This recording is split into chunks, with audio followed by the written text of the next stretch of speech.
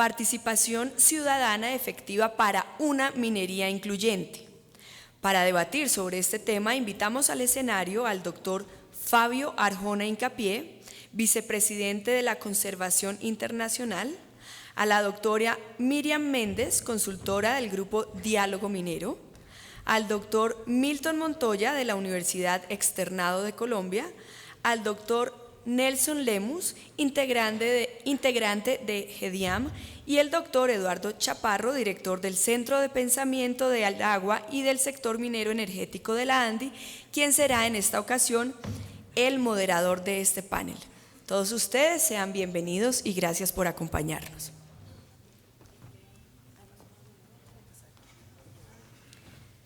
Les quiero recordar que ayer fuimos tendencia en redes sociales, así que hoy nuevamente los invito y les recuerdo que todas sus opiniones las pueden manifestar y todo lo que está pasando acá durante este evento con el numeral Feria Minera. Esperamos hoy también ser tendencia en Bogotá.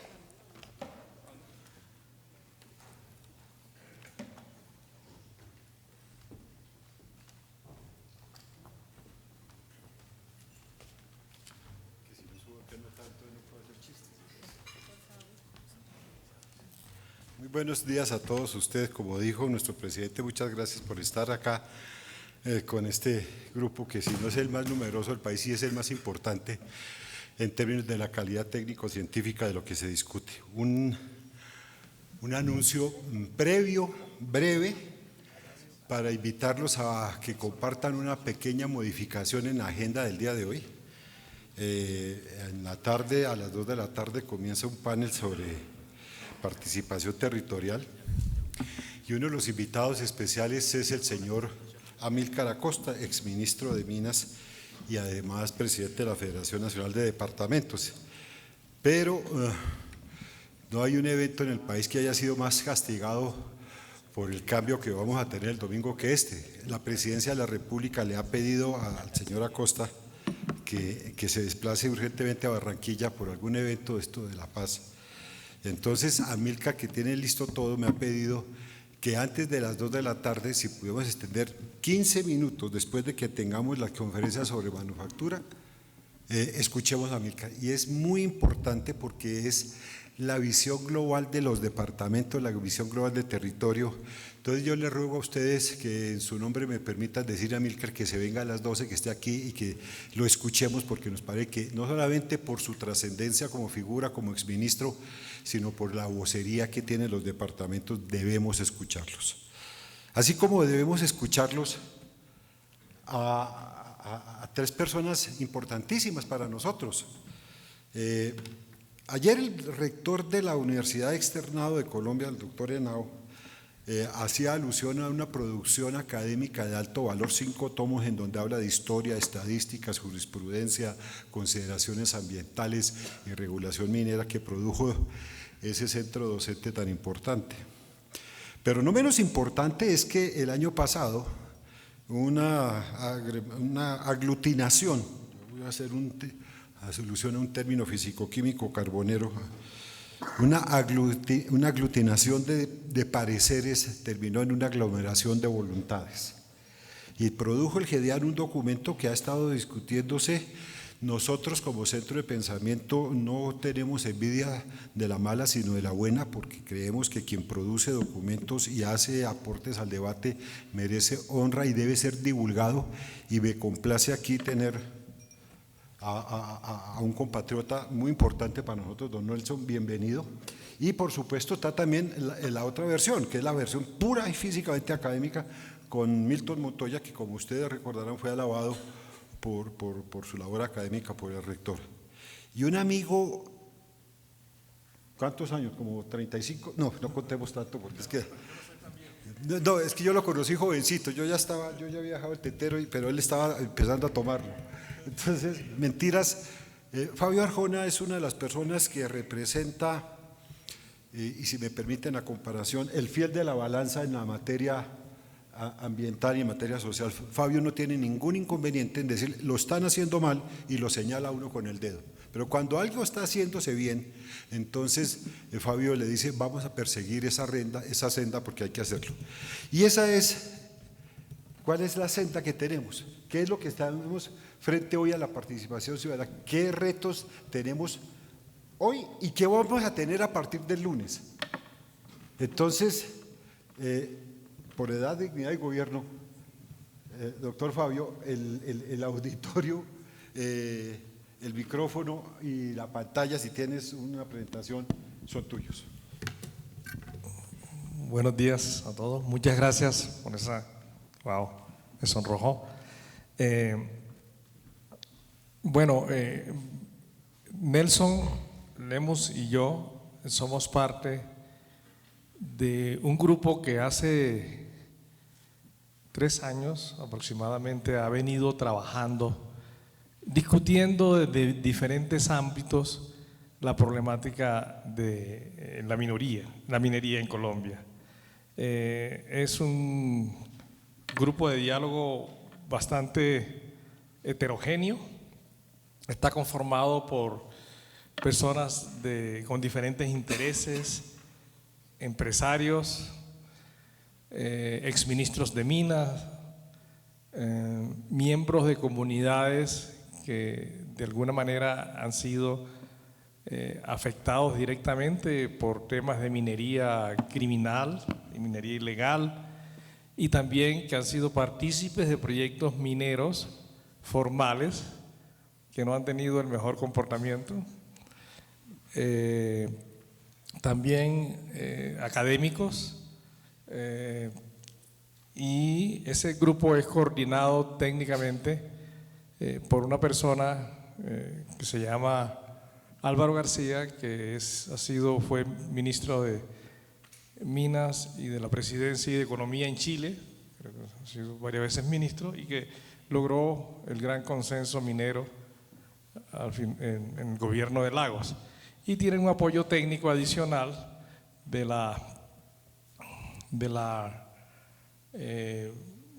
un grupo de estudios de la Universidad Javeriana que se llama Centro de Estudios Interculturales en la Universidad Javeriana de Cali, que lidera Manuel Francisco Muñoz. Este grupo fue convocado a través de una organización global, una ONG especialista en temas sociales de Nueva York, que se llama SSRC, Social Studies Research Council, y ha sido financiada por la Fundación Ford. Comenzó como un tema pequeño para discusión y tratar de llegar a consensos desde diferentes ámbitos, y hay personas pues del nivel académico, totalmente antimineros, digamos, en el esquema. Como les digo, tal vez algún grupo más neutral, en este caso yo participaba en el tema ambiental, o he participado, y el tema es que se produjo ya el primer documento, y es un documento de absoluto consenso. Entonces, todas las cosas que están en el documento pues están consensuadas, pero básicamente la primera pregunta fue sobre si minería sí o no, y la primera respuesta pues es bajo qué condiciones se podría desarrollar una minería. Pero yo quisiera pues dejarle espacio a mis compañeros para que me complementen esto, especialmente a Nelson. Bueno, muy buenos días. Muchas gracias por la invitación a este espacio. Como bien lo dice Fabio, nosotros hacemos parte de este grupo de estudio que se llama GEDIAM, y consideramos clave estar en este espacio porque nosotros desconocemos mucho el tema minero. Las comunidades indígenas pues asumimos una postura en relación a defender la cultura, la autonomía, el territorio, lo que nosotros somos en este país, obviamente protegidos por la Constitución Nacional, pero a su vez nos parece interesante conocer y profundizar sobre el tema de minería, para tener elementos que nos permitan un diálogo más concreto y más objetivo sobre el tema.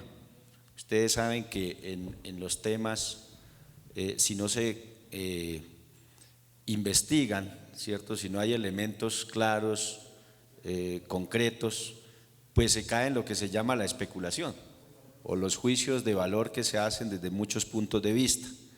Nosotros, si bien tenemos la postura y la mantenemos de defender el territorio, la vida y la armonía y el equilibrio en los pueblos como indígenas, consideramos importante hacer un diálogo con actores, empresarios, con seguramente muchos de ustedes que están aquí y otros, respecto al tema. Y además también verlo también desde un punto de vista académico. Nosotros hemos crecido aquí, hemos aprendido a interpretar el tema en buena parte, nos hace falta mucho entenderlo. Siempre dejamos claro que nuestra posición ha sido, cierto, de no a la minería, pero consideramos que hay una realidad que se está dando en los territorios y la minería en buena parte en el país, no toda obviamente, se da en territorios indígenas. Sobre todo estamos muy compenetrados por el tema de la minería criminal. Eso nos afecta de manera directa la vida, la cultura, lo que nosotros somos como pueblos indígenas. Entonces, nos parece importante esta conversa con todos ustedes y en el marco también del proceso de paz que se está dando en el país, pues es muy importante hablar con el que piensa distinto. Es muy importante que nos reconozcamos. Es muy importante que a partir de reconocer al otro seamos capaces de construir con el otro. Ojalá desapareciera la palabra minoría y mayoría, sino que nos viéramos en un sentido más, diríamos, equilibrado, que nos permita reconocernos cómo es que vive el uno, cómo es que vive el otro, qué mundo tiene los empresarios, qué mundo tenemos los pueblos indígenas, qué para nosotros es súper importante y qué para los empresarios es importante. Ese diálogo nunca lo hemos tenido y sí que vale la pena hacer un diálogo abierto, franco en este país. Si este proceso de paz permite que muchos actores, en este caso empresarios, pueblos indígenas, podamos expresar de manera abierta y tranquila lo que pensamos, yo creo que somos capaces de llegar a puntos de concertación, no solamente en el tema minero, sino en la vida y en la construcción de este país, de los cuales nosotros también como indígenas nos sentimos actores y partícipes de este pueblo colombiano. Entonces, si bien tenemos diferencia, no significa que seamos aparte. Y también queremos reconocer a los demás para sí mismo construir.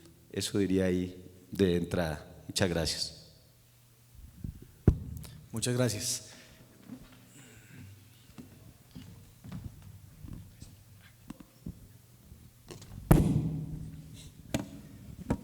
Bueno, muchas gracias por la invitación al presidente de la ANDI, al doctor Concha y a Eduardo, no solamente por la invitación extendida de la universidad, sino también a quienes estamos involucrados en el proyecto de investigación que desarrolla el externado relacionado con la participación ciudadana y la participación de las entidades territoriales en la actividad minera en Colombia.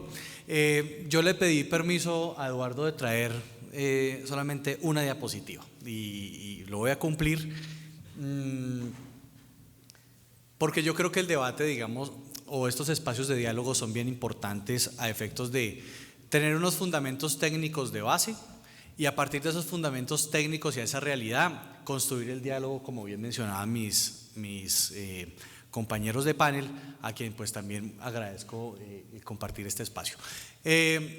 La diapositiva que ustedes ven allí básicamente es una cronología y yo no me voy a demorar, simplemente voy a aprovechar estos 5 o 10 minutos que tengo para dejar sentado qué es lo que aparece en la diapositiva y cómo a partir de ahí podemos empezar a dialogar. En primer lugar, la diapositiva tiene como título, no tuve espacio, yo soy abogado, entonces les pido disculpas por el diseño. Yo la titulo 935 días. Y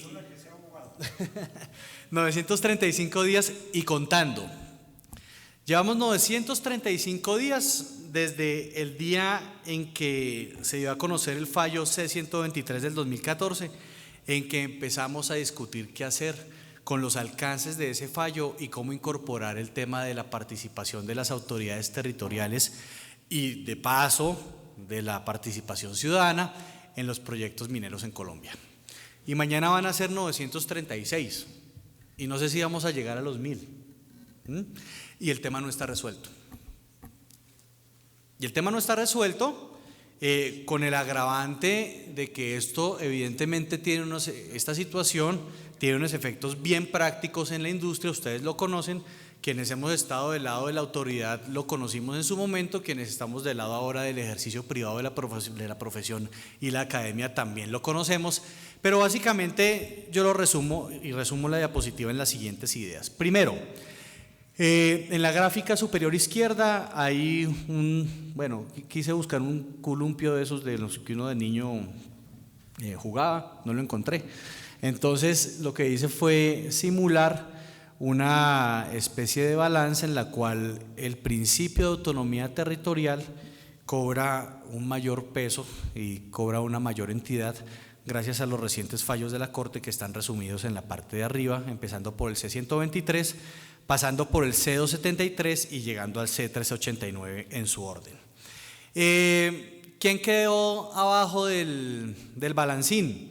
Quedó abajo el principio de Estado unitario y el principio de utilidad pública e interés general que tiene la actividad minera, cosa que no sucedía antes. Y es muy importante que lo tengamos claro. Todos estábamos en cierta manera, yo no diría tranquilos, pero todos estábamos en cierta manera con cierta certidumbre de cómo la Corte en su momento entendía la coordinación y la tensión entre estos dos principios, que no era la primera vez que se discutía en la Corte Constitucional. Cuando ustedes dan una lectura al fallo 395 del 2012, claramente la Corte vuelve a hablar de los principios de Estado unitario frente al principio de autonomía territorial, habla de los principios de coordinación, concurrencia y subsidiariedad, y obviamente no voy a desarrollar el fallo, pero en todo un discurso, digamos, bien razonado y bien fundamentado, la Corte llega a la conclusión que hay un principio, digamos, detrás que subyace a la actividad minera, como es el principio de utilidad pública e interés general que tiene inmersa la actividad, y que en pro de ese interés público que hay, ese interés general, en ese momento la balanza se inclinaba de una manera distinta a como lo interpretó la Corte posteriormente a partir del 2014. Y esa es una realidad que todos tenemos que tener claro hoy, que como yo lo digo en la parte inferior, esa tendencia no va a cambiar en el corto plazo. Y no sé si ustedes vieron las declaraciones del magistrado, no sé si me recuerda el apellido, doctor Eduardo, ayer en El Espectador. Se tiene que inhabilitar el doctor Palacio. Bueno, del doctor Palacio, en el cual él hacía una valoración desde su posición del impacto de la actividad minera. Por lo tanto, uno no ve que desde el punto de vista de la interpretación jurídica y de la línea jurisprudencial las cosas vayan a cambiar en el corto plazo. Por lo tanto, ese es un hecho claro que hay que tenerlo presente. Frente a la sentencia C-123, el Estado, o digamos la institucionalidad, responde con el decreto 2691, decreto que tenía unas falencias desde el punto de vista de su construcción jurídica bien grandes. Como era de esperarse, el Consejo de Estado suspende sus efectos en julio del 2015, no llegó creo que ni siquiera a los 6 meses de vida, porque este fue el decreto navideño del 23 de diciembre, si no estoy mal. Y posteriormente la autoridad minera empieza a trabajar en un modelo bien particular que se denominó el instructivo. Era, digamos, un mecanismo interno mediante el cual la agencia, a manera de protocolo interno, iba a tener el acercamiento con las autoridades territoriales para cumplir con el fallo de la Corte. Evidentemente, pues esta alternativa pierde total viabilidad desde el punto de vista legal cuando aparece la C-273, la cual declara inexequible el artículo 37, y cerramos, pues esperamos que cerremos el tema con la 389 del pasado mes de julio, en donde ya la Corte no solamente toca el tema de la participación ciudadana, y de la participación de la autoridad territorial, sino que entra directamente a cuestionar la legitimidad del sistema de contratación minera y entra directamente a cuestionar el principio que todos creíamos también que estaba claro y sólido de primero en el tiempo, primero en el derecho a efectos de la titulación minera. Y así llevamos 935 días. En la parte superior ustedes encuentran una matriz en la cual yo he querido hacerles ver cómo cada entidad, según sus intereses y según la protección de, digamos, de sus riesgos que quiera tener, ha jugado con esos riesgos en cierta manera. Algunos los ponen en una posición alta de la matriz. Por ejemplo, nunca fue una alternativa pasar por el Congreso. Por eso, digamos, tal vez no se ve allí, pero la alternativa de ir al Congreso era un riesgo que siempre se quería evitar. Hasta que la Corte, pues en este último fallo, inclusive exhorta a ir a acudir a un proceso legislativo de fondo, tratar de preparar y trabajar en un nuevo código de minas que en su concepto subsane aquellas falencias estructurales que tiene la contratación minera. Otro riesgo muy alto era el relacionado con la firma. Yo cómo voy a firmar un título minero si tengo la C-123 vigente en su momento, ¿cierto? Y no tengo el protocolo y ni tengo el instrumento legal. No, esperemos el tema a ver qué me dice el Ministerio de Minas. El Ministerio de Minas en su momento decía, yo cómo voy a reglamentar el artículo de la ley del plan de desarrollo si quedó mal redactado, y cómo van a poner al gobierno a redactar otra vez un procedimiento para que se vuelva a caer como pasó con el 2691. No, espere, ¿cierto? Por su parte los entes de control presionaron y decían, señores, usted tiene como funcionario público la obligación de hacer lo que le manda la ley, usted está obligado a cumplir el mandato legal de su cargo, por lo tanto, firme. Paralelamente, la industria, obviamente ante la parálisis y ante la incertidumbre, dice, bueno, ¿cuánto tiempo más tenemos que esperar? Yo tengo una solicitud de contrato radicada hace 2, 3 años, tengo viabilidad técnica, tengo viabilidad jurídica, ¿qué más me hace falta? ¿A dónde hay que ir? ¿Cierto? Y así estamos. ¿Qué otro actor? Por supuesto, las ONGs y las comunidades, por supuesto vigilantes, ¿cierto? Dicen, tenga cuidado, señoras autoridades, ustedes no pueden titular, ¿cierto? Hasta que no cumplan el mandato de la Corte y no haya un proceso de participación efectivo, clara, y se lleguen a acuerdos o a consensos con las autoridades territoriales en términos de la preocupación de la protección del medio ambiente sano, condiciones de salubridad, etc. Y así cada gente involucrado participaba o no participaba, cada gente involucrado trataba de mitigar sus riesgos y lo colocaban en un punto de la matriz según sus intereses y según la menor exposición al riesgo que quisieran tener. Y por su parte también estaba el tema que la mencionó el señor presidente de la ANDI, el tema de la incertidumbre jurídica. Y tema de la incertidumbre jurídica que yo sí creo, pero esto es y digamos todo lo que he presentado acá es una valoración personal, yo sí creo que la incertidumbre jurídica que llevamos en estos 935 días ha afectado de manera directa no solo el sector, sino puntualmente la inversión en el sector. Yo creo que ese es un tema hoy crítico, que cuando uno recibe a un inversionista y le dice, bueno, ¿y cuándo firmamos el contrato? Si tengo viabilidad técnica y jurídica, uno le tiene que decir con toda honestidad, no sabemos. ¿Sí? No sabemos porque este tema todavía, insisto, no está resuelto. Independientemente de la alternativa que se quiera tomar, voy a cerrar con los puntos que están en la parte inferior, están cada uno con su orden. Tengamos claro que hay una evidente modificación de la línea jurisprudencial y de la valoración jurisprudencial. Es cierto que no podemos extender esta incertidumbre que existe. Es verdad que independientemente, y eso es algo bien importante que yo quiero recalcar aquí, independientemente de la alternativa que se decida, la cual tiene que ser liderada por una decisión de política pública. Esto ya no se trata de un tema de reunirse abogados del ministerio con la agencia o con asesores o con la academia. No, este es un tema de fondo estructural del sector que requiere una decisión de política pública clara, e independientemente de la decisión no todos vamos a estar de acuerdo, ¿sí? Van a haber críticas, van a haber objeciones, pero necesariamente tiene que haber una decisión de fondo. Por eso la solución será controvertida y por eso la necesidad de, sea cual sea la decisión que se tome, se debe procurar porque tenga la mayor solidez desde el punto de vista jurídico, porque muy seguramente se va a demandar. Consideramos algunas alternativas nuevas, casualmente hablando con Eduardo, y no solamente, digamos, es nuevo el tema de los acuerdos sobre los impactos y beneficios de la industria que se manejan en Canadá, puede ser una alternativa como acuerdo privado entre industria y comunidades, y termino diciendo que esta tendencia y esta visión que tienen las Cortes y que se nos ha, digamos, revelado en cierta manera a partir del año 2014 no va a cambiar en el corto plazo, o sea que tengamos claridad sobre la necesidad de incorporar a las entidades territoriales y a la participación ciudadana en los procesos de decisión de la industria minera. Podemos o no estar en desacuerdo o en acuerdo con los fallos, ese es otro debate, pero esa es la realidad hoy. Gracias.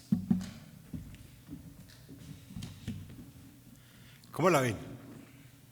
Complicado. Yo hacía una alusión al principio de un término que se usa en análisis de Canón que se llama aglomeración y aglutinación.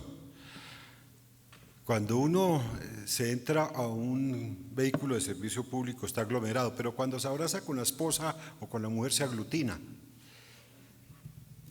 El GEDIAN tiene todo el espectro de posiciones, desde quienes fueron contratistas de la Contraloría General y publicaron un documento hasta militantes mineros como un conocido expresidente de una de las compañías más grandes del país.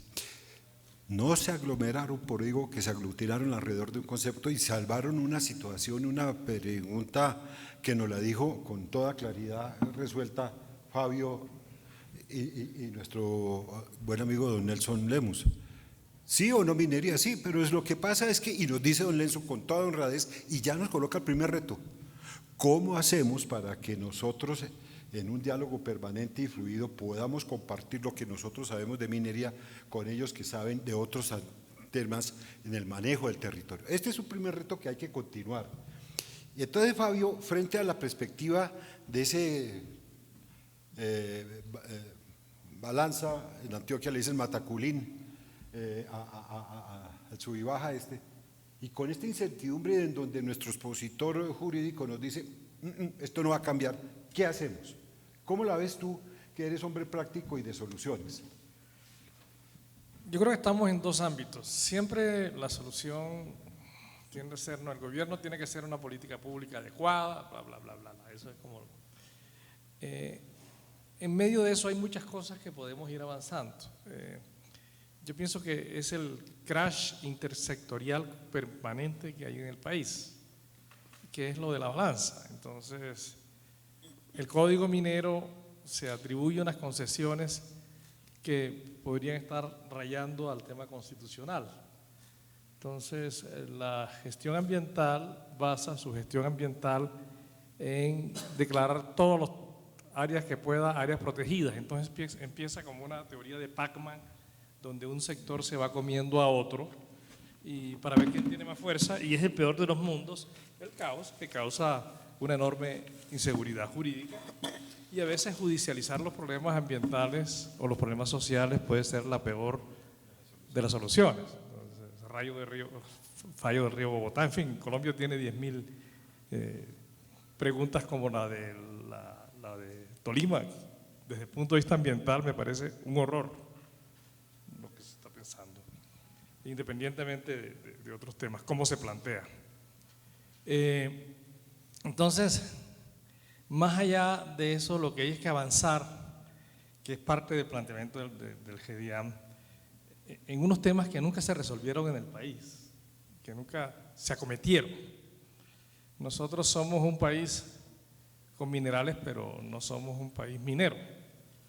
Estamos en vías de desarrollo de una institucionalidad minera. Hasta hace 5 o 6 años tenemos una agencia minera y antes todo lo teníamos revuelto en un tema ahí que se llama Geominas, que causó gran parte de la imagen en el cual estamos sometidos a ese caos. Le dio títulos mineros a todo el mundo sin preguntarle a dónde y cuándo, sobre áreas protegidas, sobre territorios de comunidades, en zonas donde jamás se va a desarrollar ninguna actividad minera realmente. Entre un título y una mina hay mucho camino y millones de dólares. Entonces, lo que crea es una confusión que todavía no se ha recogido. Entonces, hay que avanzar un poco. El tema con comunidades no se puede resolver caso por caso. En el GEDIAN tenemos un planteamiento. Si en la Constitución del 91 decidimos todo el tema de participación y después de los territorios de las comunidades indígenas y etnias y comunidades negras en el país, pues eso no puede estar resuelto con un tema coyuntural por proyecto.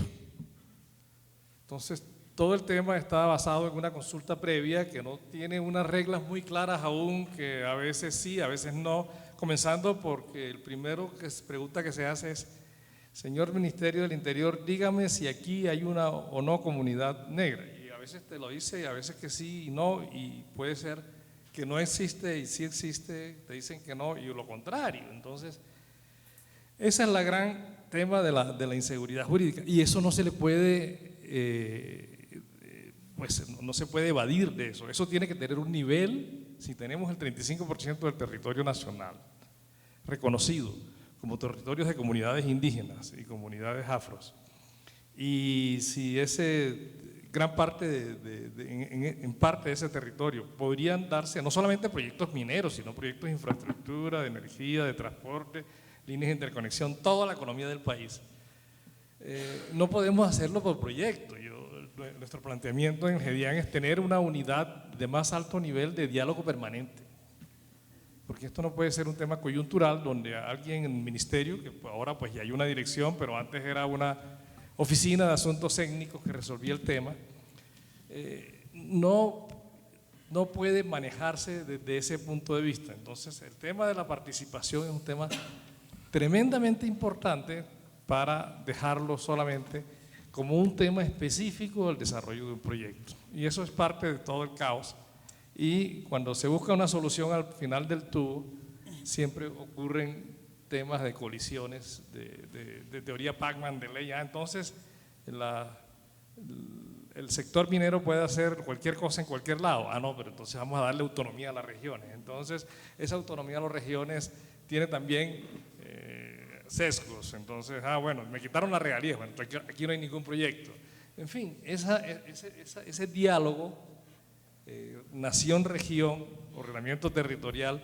Un diálogo federación-estado central, porque en la práctica podría llegar a verse de esa manera con la autonomía, Fabio. Yo pienso que no es un tema de autonomía, es un tema de tener claros los temas. Es decir, el país, si tú coges los títulos mineros, aquí tenemos la primera directora de la agencia minera, que hizo un enorme esfuerzo por pasar de la edad de piedra a un país moderno desde el punto de vista minero, de muchos temas. Si tú coges aún el tema de títulos mineros, encuentras titulaciones sobre territorios de comunidades negras, de comunidades indígenas, de áreas protegidas de carácter nacional de categoría 1, donde es imposible jurídicamente que se desarrolle un proyecto. Y el inversionista que fue por ese título segura, en algunos casos o en la mayor parte de los casos, lo hizo con la mejor buena fe. Bueno, todo eso ocurre, pero todavía los temas no. Yo pienso que una madeja tan grande tiene que irse desmadejando poco a poco. No vamos a solucionar todos los problemas en un día que creamos durante muchos años. Entonces, esa figura de la madeja me gusta, porque una cosa es desmadejarla y otra es soltársela a un gatico. Exacto, un gato la enreda más. En cambio, irla desmadejando poco a poco, podemos ir, por ejemplo, el tema de los títulos mineros.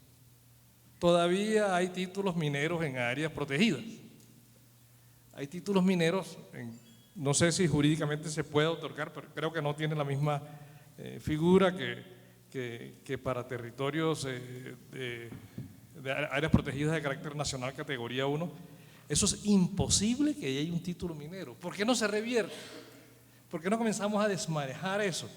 No, porque a alguien le da miedo, porque el otro no puede devolverlo, porque tiene que pagar un canon, no, porque además la Contraloría me friega, porque entonces hay que buscar un acuerdo del más alto nivel. Pero le voy para comenzar a desmanejar esta idea. Le voy a decir una razón y para que ustedes dos participen a ver si están de acuerdo. Yo pido, el que me recibe la solicitud encuentra, va a la cartografía, libro, tome su título, en teoría. Y resulta, aquí está la comunidad del señor Lemus.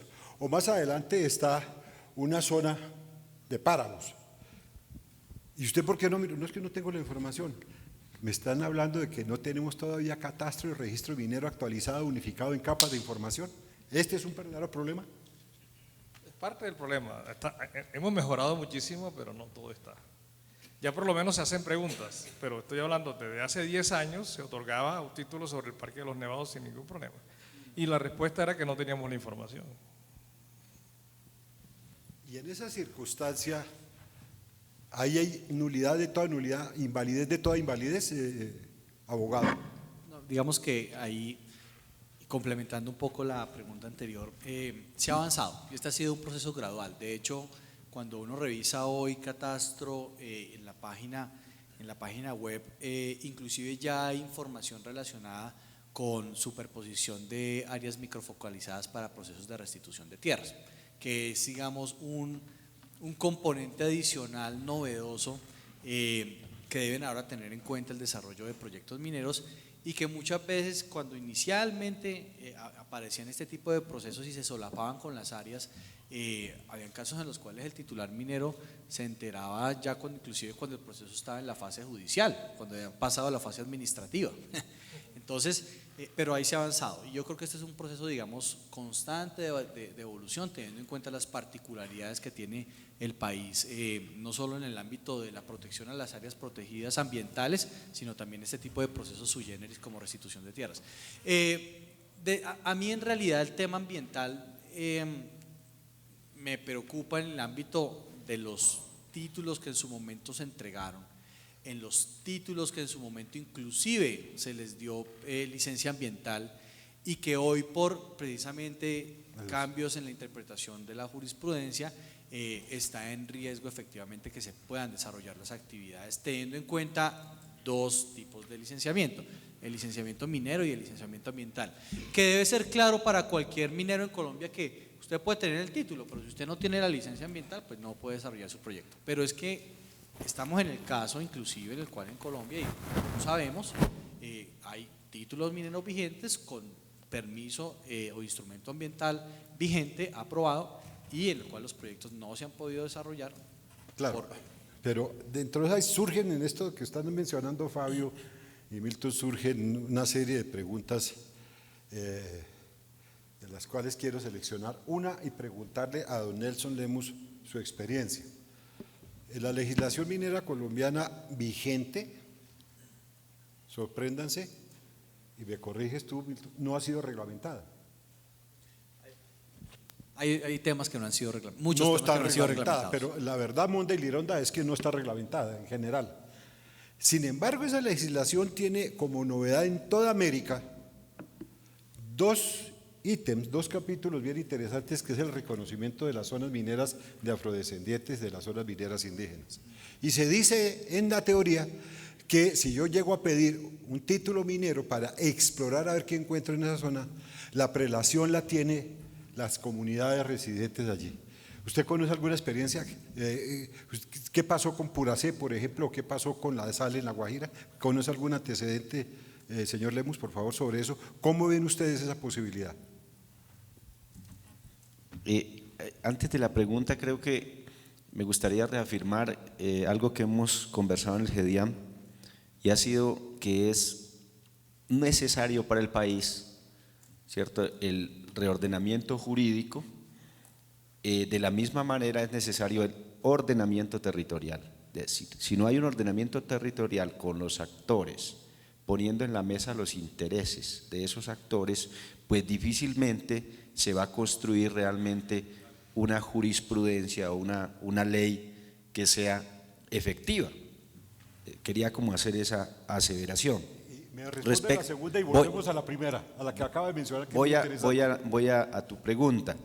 Para el caso de nosotros que han planteado el tema de las zonas mineras indígenas, es como diríamos la prioridad para que los indígenas hagamos las actividades mineras. Pero nos han metido al tema del canon superficial, que es un impuesto que hay que pagar, haga la actividad o no la haga. Y nosotros lo que hemos tenido son problemas de tipo de impuestos ahí, porque en la mayoría de las comunidades no se está haciendo la actividad minera, porque no es decisión, porque no hay condiciones, no se tiene el tema financiero, bueno, por múltiples razones, ¿cierto? O por decisión política, o la gente decide mejor no, es mejor proteger el agua que la minería, bueno, por múltiples razones. Entonces, ahí lo que tenemos es diríamos, unos conflictos que aparecen.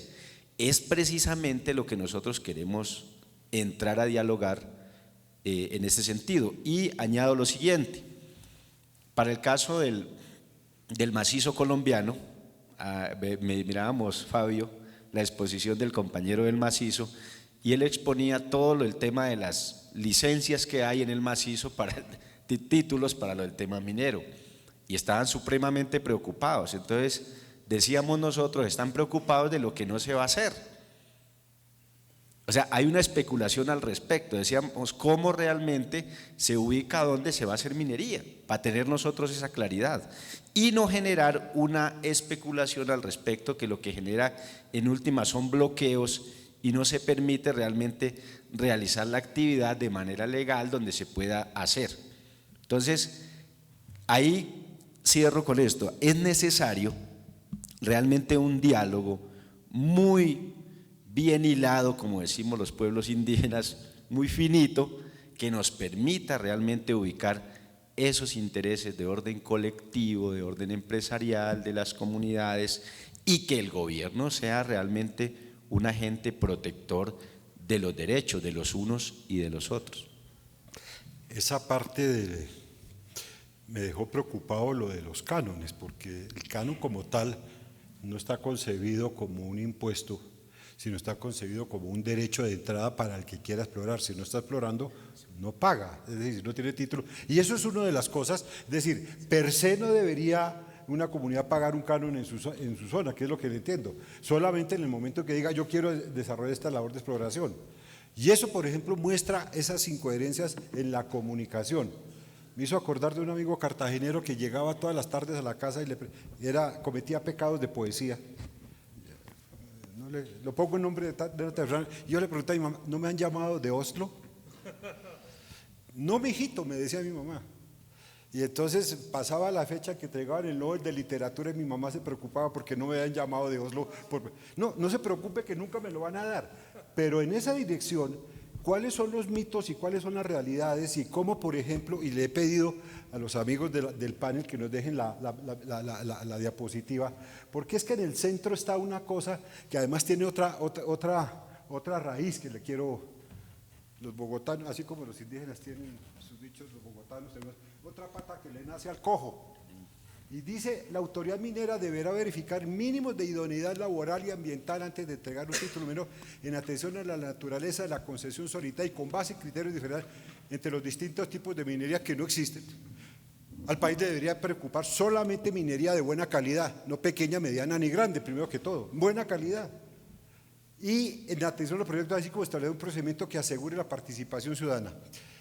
Entonces, de alguna manera, hay alguna influencia con el trabajo que hizo el Estado a través de su unidad de planeación con una conocida universidad, donde decía que antes de entregar un título había que hacer la evaluación ambiental, social y económica.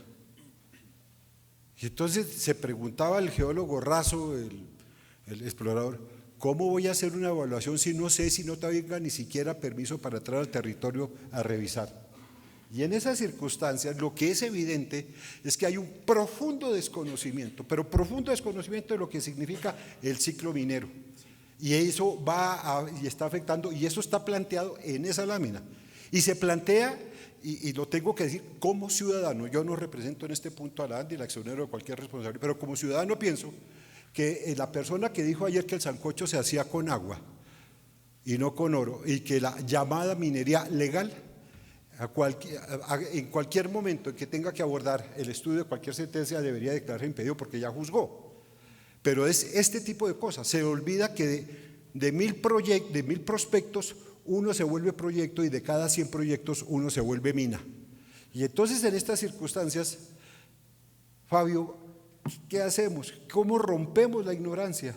¿Cómo rompemos ¿Cómo llegar, por ejemplo, de una manera que no se sientan presionadas las cortes para decidir, sino que tengan información clara y no como lo que sucedió ayer, que eran Sansón y los filisteos, por decir de alguna manera, la presidenta de la agencia contra 200, 300 pareceres distintos o 50 pareceres, no sé cómo, pero fue desproporcionado en tiempo y en la intensidad. ¿Qué hacer? ¿Qué recomiendan ustedes?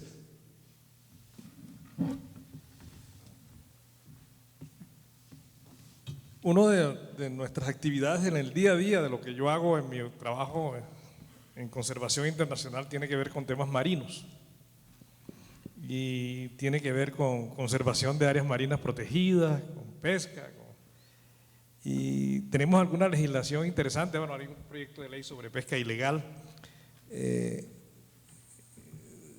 Hicimos un esfuerzo enorme para declarar Malpelo sitio de patrimonio mundial. Se captura un barco en Malpelo, ilegal. 500 aletas de tiburones, se trae al puerto y entonces el juez lo suelta por habeas corpus. Es decir, es parte de no tener un mismo nivel de información. Hemos acometido el tema de hacer entrenamiento al sector judicial. Yo creo que, comenzando con la fiscalía, las cortes ya sería demasiado atrevido, pero comenzando por las fiscalías, hay que hacer entrenamiento. Primero que todo, la minería no es pequeña, mediana y grande, no, la denominación ya por lo menos el país tiene ya denominación de varios tipos de minería y el GEDIAM tiene una propuesta de categorización de minería, no por tamaños, no por, y gran parte del tema es no distinguir. Y lo que seguramente la persona de ayer dijo es porque en las cortes aún piensan que la minería en Colombia no hay un proyecto minero. ¿Hace cuántos años? ¿Ustedes conocen? ¿Hace cuántos años no hay un nuevo proyecto minero en Colombia? Proyecto Vuelvo minero. y te repito, desde cuando se terminó de construir la ampliación de la Catedral de Sal, esa fue la última gran minería, y fue mina porque había que hacer el espacio Bueno, para la catedral. entonces De ahí todo el en adelante mundo no. habla de la minería como el desastre y resulta que gran parte de esa minería es la minería ilegal y la minería criminal. En un municipio de Antioquia, Buriticá, donde hay una pequeña mina, salen 90.000 onzas y 80.000 son de minería criminal. Seguramente el señor magistrado que estuvo aquí ayer piensa que toda la minería es eso. De alguna manera, yo que estoy en temas ambientales, el sector minero, perdonen que les diga esto, tiene algún síndrome de autismo para comunicar todo este tema, porque todo el mundo confunde a mineros que tienen un brochure aquí, minería de oro de gran escala, que me consta de su manejo ambiental, que es el benchmarking de minería aluvial de oro, que es de las más agresivas que hay, y a mí me parecería que es una de los mejores que puede compararse a nivel global, pero subsiste alrededor de ilegalidades. Entonces nadie diferencia que mineros hace una minería adecuada con la minería ilegal y algunas veces criminal que está a su alrededor. Entonces la gente tiene una sola imagen de eso. Y con el curso, como vamos a seguir a los días 5000 en este cuadro, al final del día nos vamos a quedar con el pecado y sin el género. Como esta teoría de Pacman, entonces hay que proteger todas las áreas de la minería o de cualquier cosa. Entonces, no hay minería aquí, pero reglamentar no es gobernar. Eso cuando tú básicamente tratas de blindar, entre comillas, simplemente lo estás brindando contra una actividad legal, pero contra la actividad ilegal no.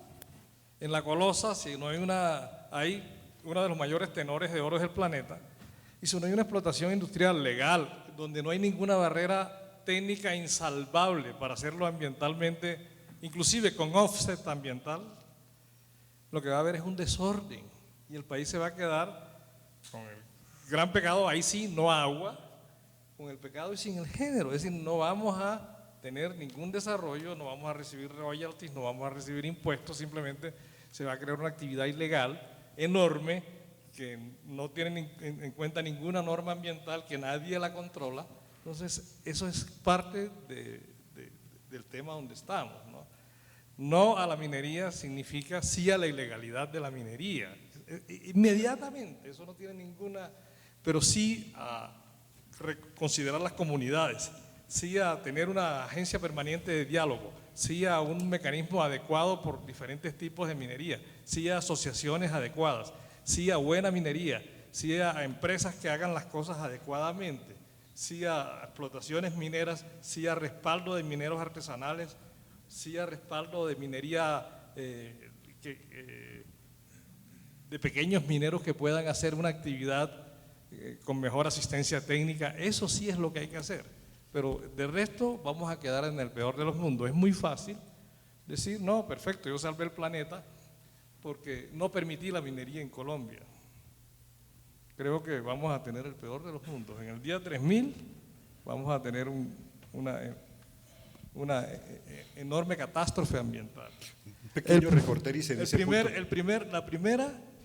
La primera amenaza contra la conservación, que es lo que yo hago, es la pobreza. La segunda es la ignorancia en todo sentido. Otorgar títulos a áreas protegidas, eso es ignorancia. Y la tercera es una que está muy de moda, que es la histeria ambiental, la ecopatía, que a veces es mezcla de ambas y produce decisiones que pueden ser tremendamente nocivas sobre lo que aparentemente se está protegiendo. Fabio, cuando habla al negar estas posibilidades de desarrollo y se invita desde la ecopatía a los ecocidas, en 1976-77 el gobierno nacional, a través del Ministerio de Relaciones Exteriores, suscribió e invitó a Rumanía, España y Brasil a que hicieran exploración de carbón metalúrgico y comenzaron a perforar en el área de Lenguasaque. Para los amigos que vienen del exterior, eso es una zona que queda a unos 100 kilómetros al noroeste de Bogotá. Y entonces levantaban el taladro, lo llevaban 2 o 3 kilómetros adelante y detrás, en el mismo sitio donde perforaba, venía detrás el pequeño minero y sobre todo pagados por intermediarios a hacer pequeñas excavaciones que iban a suministrar carbón, sin Dios y sin concierto.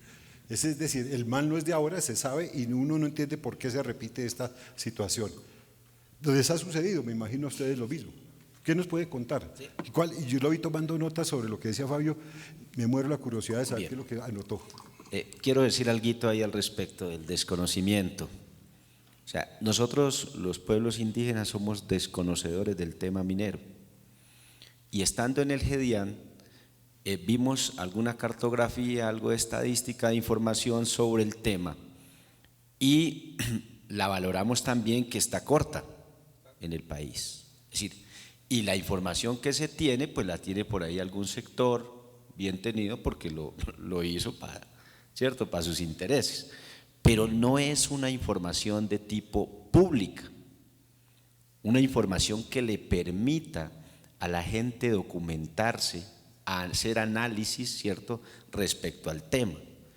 Por esto, desde el GEDIAN nosotros proponemos que haya un sistema de información en el tema minero, en el marco de ordenamiento territorial en el país, que le permita a los actores tener elementos y poder dar un debate mucho más, diríamos, racional sobre el tema. Ahora, los pueblos indígenas, nosotros cuando hablaban de lo mítico, ¿cómo se llama? Lo que somos, lo decía el presidente, se me olvidó ahorita, del tema de los mitos, pues los mitos también hay que protegerlos.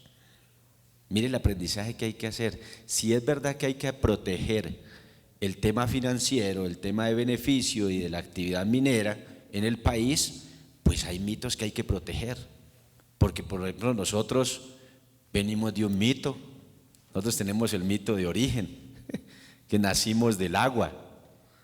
Entonces son frases muy duras que tenemos que empezar a dialogar para podernos entender y reconocer si venimos del agua, si venimos del aire, de la tierra, y esa es la concepción de vida nuestra, cómo dialogamos con el que quiere también unos ingresos ¿cierto? Quieren fortalecer su actividad minera en cierta parte del territorio.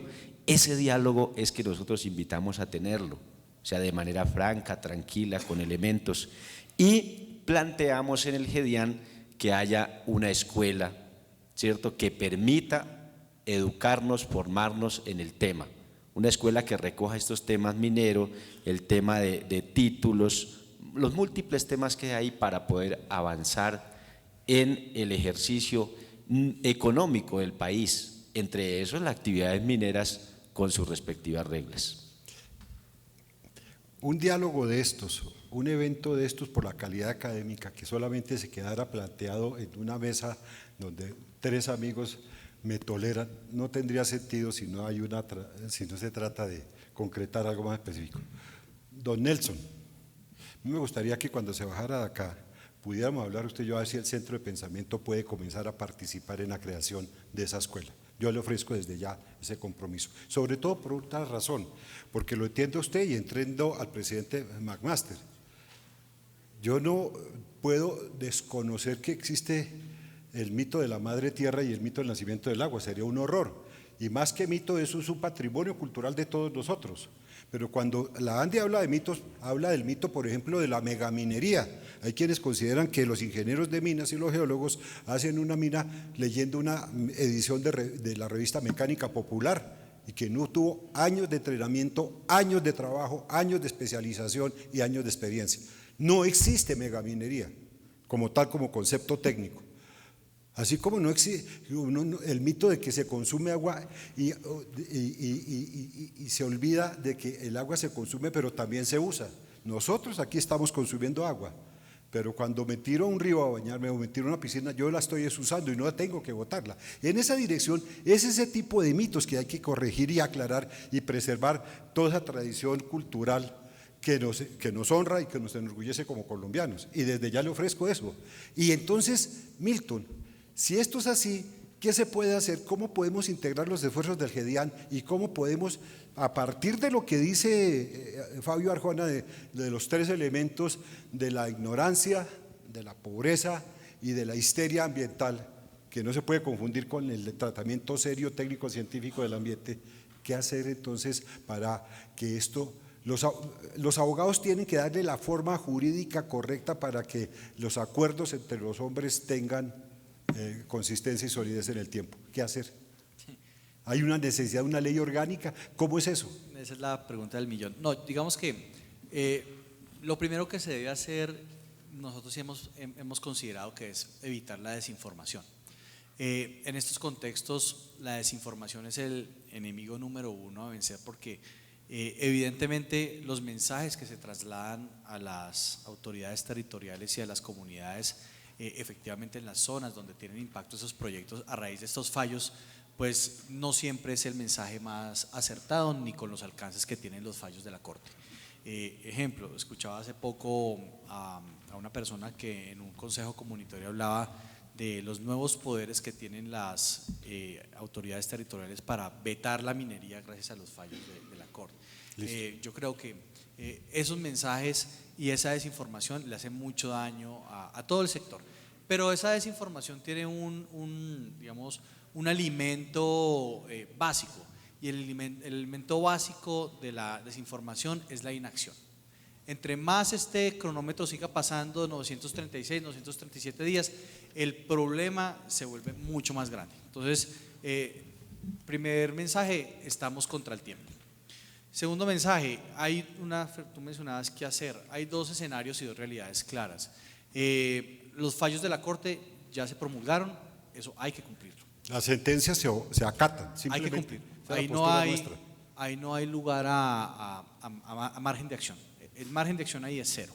Lo que ocurre es que paralelamente sí me parece muy importante que frente a los tomadores de decisión, no solamente magistrados sino jueces, efectivamente se les capacite y se les haga entender cómo funciona un proyecto minero en la práctica, que vengan nuestros amigos canadienses, australianos, para que no haya ningún tipo de sospecha sobre la neutralidad de la información, para que ellos conozcan cómo funciona un proyecto minero en la práctica. ¿Y por qué tiene razón de ser el hecho de que nosotros critiquemos cuando un fallo de la Corte le pide al solicitante de un título que se acredite por parte de la autoridad minera una idoneidad de carácter ambiental y una idoneidad laboral antes de que inclusive al solicitante tenga un contrato otorgado y antes de que haya iniciado cualquier actividad exploratoria. Es que eso en la práctica es bien difícil. Además que uno a veces dice, pero esto no tiene sentido, pero el fallo está así. Listo. Yo voy a retomar tu primer mensaje, estamos cortos de tiempo. Y entonces tenemos un invitado muy especial que nos ha pedido, que nos tiró un salvavidas y no quisiera ser descortés con el doctor Vélez. Entonces les voy a robar 3 minutos a ustedes y seguramente hablamos aquí ahora un poco más pausadamente a la hora del almuerzo. No olviden que tenemos un compromiso a la hora del almuerzo con ustedes. Yo les quiero pedir que no es el aplauso ritual del final, sino de verdad, sinceramente, le demos las gracias porque nos han ilustrado y nos han mostrado un real panorama de lo que está sucediendo. Por favor, muchas gracias, caballeros.